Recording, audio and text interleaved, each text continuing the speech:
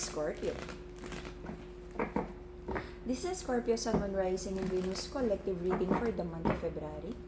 For your personal reading, kindly send me a direct message. Kamusta mga Scorpio? Kamusta? Anong meron? Anong luma? Anong bago? Anong paulit-ulit na ginagawa? This is Scorpio Sun, Moon, Rising, and Venus collective reading for the month of February. Collective energy ng mga Scorpio, please. Collective energy ng mga Scorpio. Yeah, let's see. Last three. This is Scorpio, Sun, Moon, Rising, and Venus collective reading for the month of Feb. Bumabara yung cards kanina pa. Scorpio energy, please. Collective energy ng mga Scorpio. Collective energy ng mga Scorpio, please. Okay. Nagpalit ako ng deck. Kanina pa bumabara. Okay. Ano yung mga ayaw malaman? Scorpio. You might be dealing with a Libra. This is a Justice card. Ginawa mo naman lahat ng tama na alam mong gawin for this connection to work out.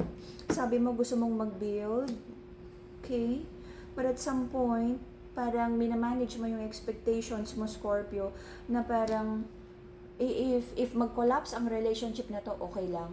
Pero hanggat kaya mong like to hold on this relationship at i-build, ayusan gagawin mo. Okay? Patience. Marami kang inaayos sa buhay mo. You're also manifesting travel, paglipat ng trabaho, better situation sa buhay mo, kung ano man. Okay? Marami kang like fini-figure out sa buhay mo. Nag-o-observe ka. Kaya atras abante ka about this relationship. Hindi mo alam kung tama ba talaga. Because there is something about this connection na parang napipigilan ka pa na parang hindi pa time or parang may chance pa na maayos to. Pinipigilan mo yung sarili mo. There's a masculine here na napaka-unreliable, maraming bisyo. This is also the Capricorn energy, like entertaining multiple options, energies. Nahirapan din tong masculine na to na tanggalin ang pagiging kanyang mapaglaro sa relasyon at pag-ibig. Okay? Aminado siya na ganun siya eh. Nahirapan siya magbago. Nagkaroon ng conflict, away because of kasinungalingan sa relationship na to. But for most of you na may mga anak na involved, kinoconsider nyo na lang yung anak na ayusin tong relasyon na to para wag na lang maapektuhan ng mga bata. Okay? For some of you, lagi na lang pinag-aawayan because napakaliit na bagay, pinagsisinungaling pa. Lagi na lang walang honesty sa relationship na to. Sabi ng feminine, you might be also dealing with a Gemini. Sabi ng feminine, baka maayos pa to because sabi niya gustong-gusto niyang maging okay ang relationship na to. Even sabi nga niya, sabi ng feminine, even mag-settle muna siya for now sa bare minimum, mahalaga wag lang totally mag-collapse ang relationship na to. Pero sabi ng feminine, marami na rin siyang doubts tungkol sa pag-ibig ng masculine na to. Feminine, I can see here for some of you, merong like kumakatok sa puso mo maliban dito sa partner mo. Parang like nag-e-express nung love na kung hindi ka daw kayang mahalin nung official person mo, nandito naman daw siya to take care of you. Okay? Marami ka na ring doubts, feminine, kung maayos pa ba to. But again, parang binabalanse mo na parang wag naman bigla-biglang gumawa ng desisyon na bitiwan ang relasyon na to. Because feminine, I feel umaasa ka pa rin na maayos to. Okay? The masculine in this connection, I feel nandito lang din siya. But maraming mga bisyo, bad habits. Okay? Kaya tuloy parang atras-abante, hindi ready pagdating sa relationship. May nakikita din ako mga selosan, trust issues, third energy, mga ine-entertain na hindi naman dapat. Okay?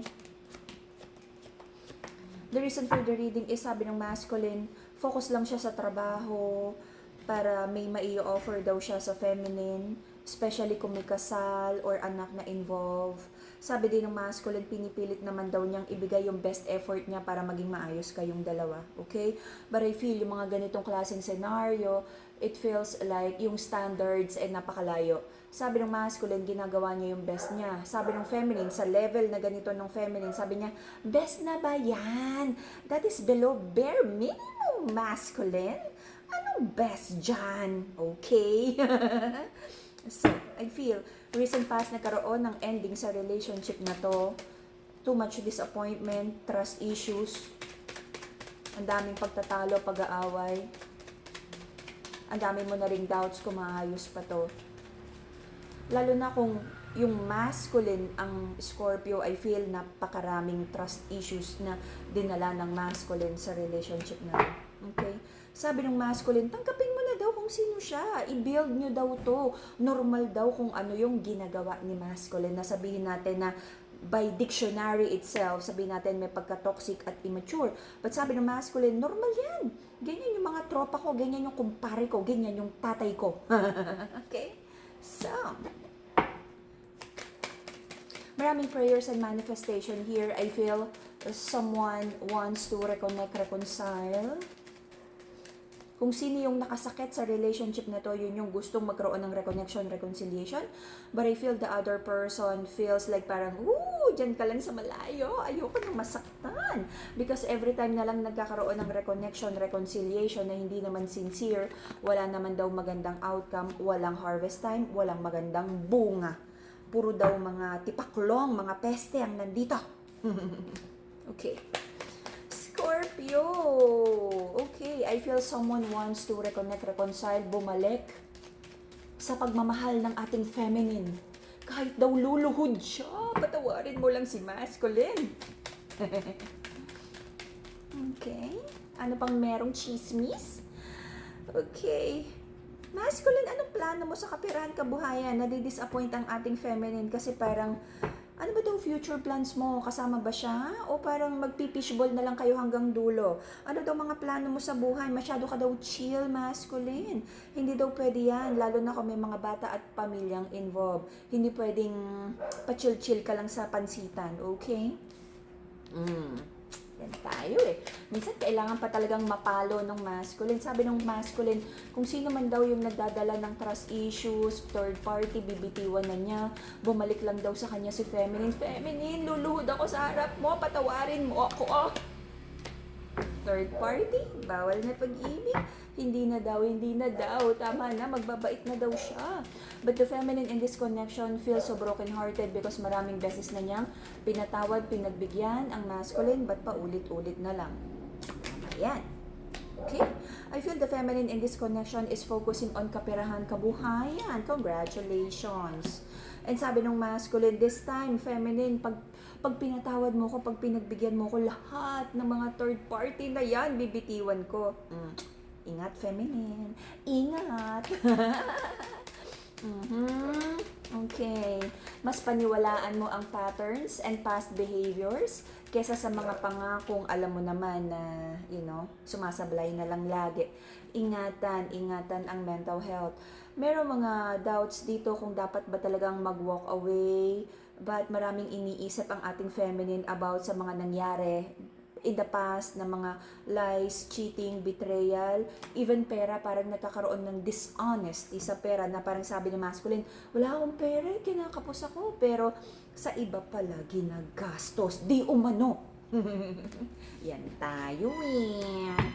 Okay? Hindi naman laging third party. Minsan, ang third party ay sugal because nagiging priority ang sugal, ang bisyo, kung ano man. Mas mahal ang nanay kesa sa'yo. Okay? Okay, I feel mas magfo-focus kayo sa kapirahan, kabuhayan, especially yung feminine. Sabi niya, ay nako, kung consumption ka lang, magfo-focus na lang ako sa kapirahan, kabuhayan. Lalo na kung may mga batang involved na hindi tayo pwedeng makita ng mga bata na nagkakrumble ang mental health natin. Okay, I feel darating ang point in the next 3 months wherein nakakapagod ipaglaban ng connection na to. Because hanggang, in the next 3 months, very unreliable pa rin ang energy ng ating masculine. But sabi ni masculine, feminine, ipaglaban natin ng pag-iibigan na to. Sabi ni feminine, ipaglaban. You fight your own demons first. Tanggalin mo yung masasamang bisyo mo. Tanggalin mo yung bad habits mo.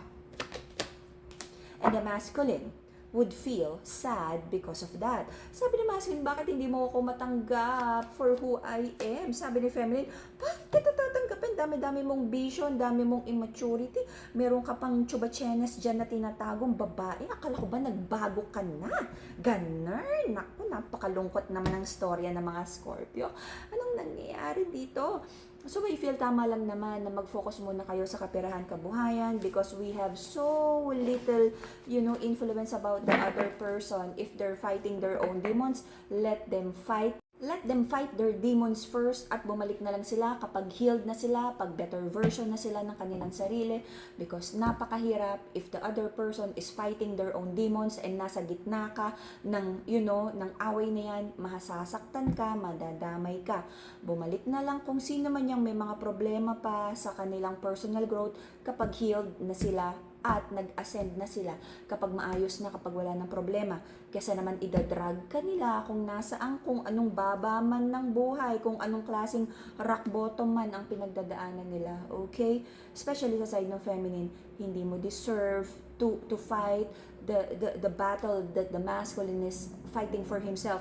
Ayusin muna niya ang sarili niya, bumalik siya pag okay na, especially kapag may mga batang involved. Nakikita kayo ng bata at kayo yung nagiging blueprint at example ng isang relasyon. Alrighty? And that will be the Scorpio reading for the month of February. See you again in a few days for you.